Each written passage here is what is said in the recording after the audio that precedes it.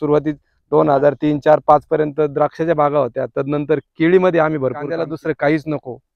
पहिले 50 दिवस जो काळजीपूर्वक 50 ते 60 दिवस अतिशय काळजीपूर्वक तन आणि मन धन सुद्धा खऱ्या अर्थानं त्या कुटुंबाची सामाजिक असेल, आर्थिक असेल, धार्मिक असेल, बौद्धिक असेल, या सगळ्या पातळीवर प्रगती होते। पण चांगली होती, पण वेळेवर लेबर न मिळाल्यामुळे मी द्राक्ष बाग काढली। आणि मी खरोखर सांगतो, अशा चांगल्या लोकांमुळेच या ठिकाणी मी घडलो आणि बऱ्यापैकी उभा राहिलो। आज आपण धोत्रा गावातील प्रगतशील शेतकरी की ज्यांना शेतीची एक उज्ज्वल अशी परंपरा आहे आणि खऱ्या अर्थानं काळ्या आईची सेवा प्रामाणिकपणे इमान इतबारे केल्यानंतर आज सुरेश भाऊंचे वडील जे होते, कसा कष्टातून प्रपंच त्यांनी उभा केला आणि त्याचा पाया त्यांनी घातल्यानंतर या तिघा भावांनी कशा पद्धतीचा कळस त्याच्यावरती चढवला याचं जिथं जागतं उदाहरण धोत्रा गावात आल्यानंतर जाधव कुटुंबियांकडे पाहिल्यानंतर आपल्या लक्षात येतं।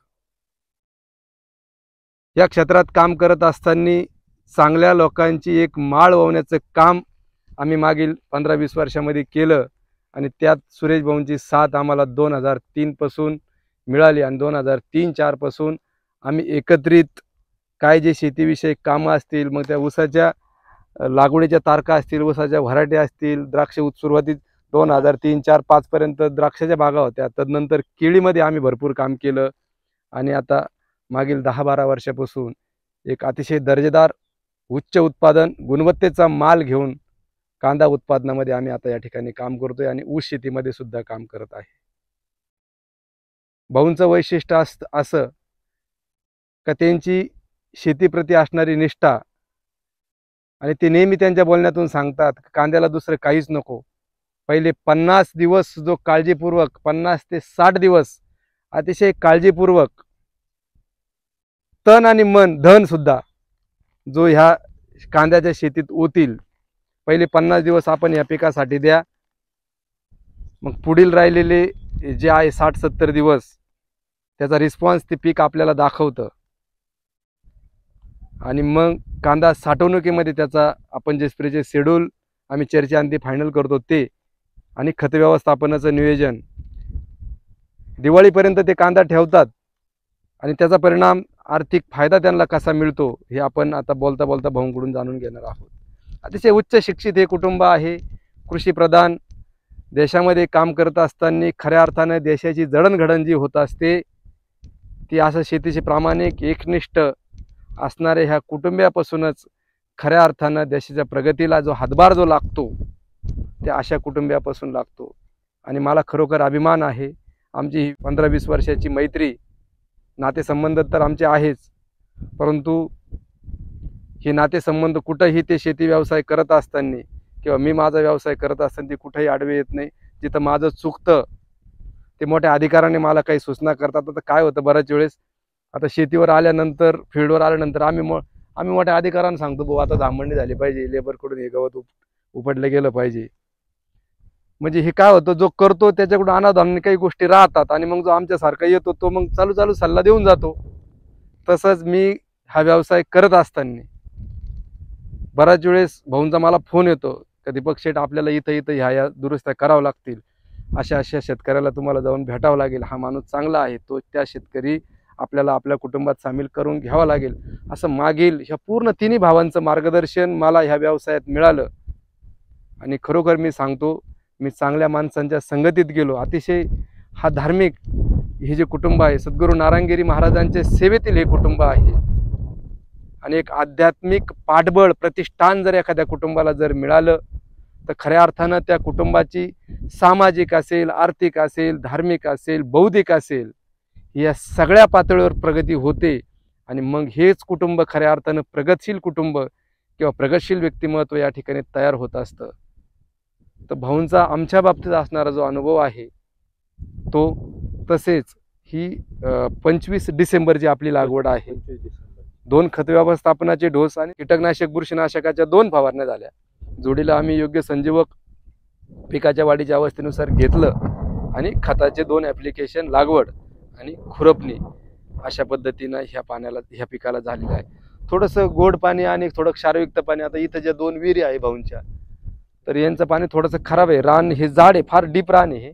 वरून वस्तीवरून पाईपलाईन आणलेली ते पाणी आणि हे पाणी एकत्र करून या पिकाला आपण या ठिकाणी भरलेलं आहे. परंतु योग्य वेळेस योग्य काम जर झालं तर काही अंशी थोडं क्षारयुक्त पाणी जरी असेल तर ते हे पीक बऱ्यापैकी रिस्पॉन्स देतं. 2 पाणी स्प्रिंकलरने झालेले आहे आणि 2 पाणी आता ही फ्लोने झालेले आहे.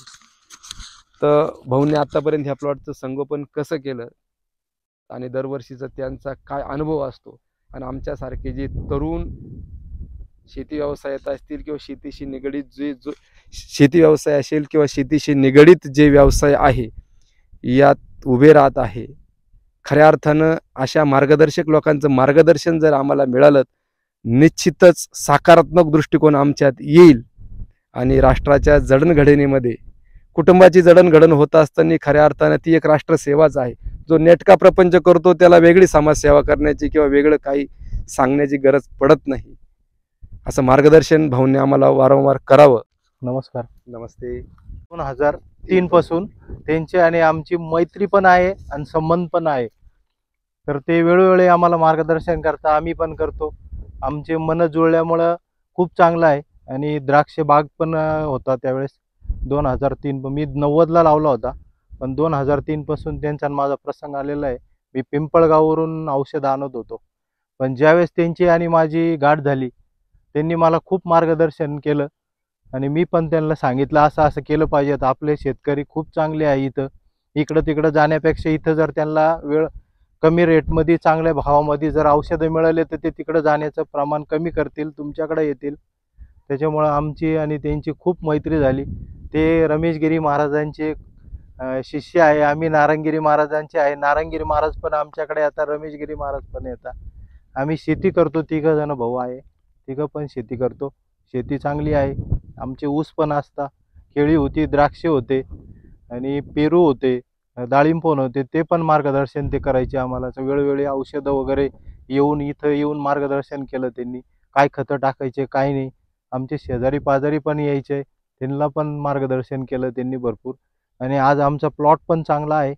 आणि आम्ही कमीत कमी 10-15 वर्षापासून, मी जसं शेती करायला लागलो 20 वर्षे झाले, 20 ते 25 वर्षे, तर सगळी शेती चांगली आहे आमची. मी 20 वर्षे द्राक्ष बाग केली मी, आणि बाग पण चांगली होती. पण वेळेवर लेबर न मिळाल्यामुळे मी द्राक्ष बाग काढली. त्याच्यामुळे ह्या पारंपरिक शेतीकडे वळवलो. ऊस आणि माझं सोयाबीन असतं आणि ऊस असत्या, कांदे असते आणि मका चालू असते. मकाचं पण पीक चांगलं असतं. तर वेळोवेळी ते पण मार्गदर्शन करतात. ते भाऊ हे सगळं करत असताना तुम्ही तर माझ्याकडे आलेच, परंतु जो आपला गोतावळा आहे, हा पाहुणे आहे, हे जवळजवळ सगळे म्हणजे आता भाऊंची सासूरवाडी मंजूरची आहे. हो, ते 5 जण भाऊ आहेत. हो, ते सगळे आपल्याकडे ते तिकडे लासलगावला जात होते, पण ते वर्षापासून ते यांच्याकडेच यायला आलं. मी त्यांना सांगितलं 22-23 एकराचा स्प्रे त्या 5 जणांनी मिळून काल सगळ्यांनी आपल्याला घेऊन ते घेऊन गेले आहे. हो, अशा पद्धतीने त्यांचे अजून काही वैजापूरचे नातेवाईक आहे, काही कोलारचे आहे, हो, काही राहत्याचे आहे. सगळ्यांची एक मूठ शिर्डी गणेश, कोपरगाव तालुक्यामध्ये जेवढे पाहुणे रावळे आहेत ते सगळे दीपक भोकडे. आता खरोखर आमच्या उभारणीमध्ये आम्हाला जे अशा लोकांचं जे मार्गदर्शन मिळालं, जे सहकार्य मिळालं, खऱ्या अर्थानं ते योगदानातून आम्ही पुढे जात आहोत. तसेच अजून एक मला गोष्ट या ठिकाणी आवर्जून सांगायला अभिमान वाटतो. माझ्या आर्थिक उभारणीमध्ये, आर्थिक नियोजनामध्ये सगळ्यात मोठा जो वाटा आहे ह्या कुटुंबियांचा आहे. राईट टाइम राईट इन्व्हेस्टमेंट ज्याला आपण म्हणतो ना, थोडे जर पैसे दरवर्षी जर उरले 5-10 लाख रुपये व्यवसाय केल्यानंतर, ते कुठे कसे इन्व्हेस्ट करायचे याच्यावरती त्यांचं मला मार्गदर्शन मिळालं. आणि मी खरोखर सांगतो, अशा चांगल्या लोकांमुळेच या ठिकाणी मी घडलो आणि बऱ्यापैकी उभा राहिलो. हे बघा, गुरुची आणि आई वडिलांचे आशीर्वाद असल्याशिवाय काहीच घडत नाही. तेव्हा आई वडिलांचे आशीर्वाद, गुरुचा आशीर्वाद आणि तुमच्या प्रारब्धात जे असेल ते होणारच. तुम्ही किती काही करा, तुम्ही चांगलं केलं तर चांगलंच होईल, वाईट केलं तर वाईटच होईल. आणि आतापर्यंत तुम्ही चांगलं करत आलेले, इथून पुढं पण चांगलं करा, इथून पुढं मार्गदर्शन लोकांना चांगलं द्या, तुमचं नक्कीच चांगलं होईल. आज बी आहे, उद्या बी होईल आणि भविष्यात राहील. थँक्यू. मी आपला शब्द देतो की जो वासा आपण घेतलेला आहे, जे काम आपण हातात घेतलेलं आहे, इथून मागं तर आपण चांगलं काम केलेलं आहे. चांगलं काम करत आलेलो आहोत. आपण चांगले आहोत आणि भविष्यात आपल्याला सगळ्यांना मिळून फार लांबचा आणि चांगला पल्ला गाठायचा आहे. वेळच्या वेळी तुम्ही आणि आम्ही सोबत राहून निश्चितच एक एक पाऊल टाकत राहू.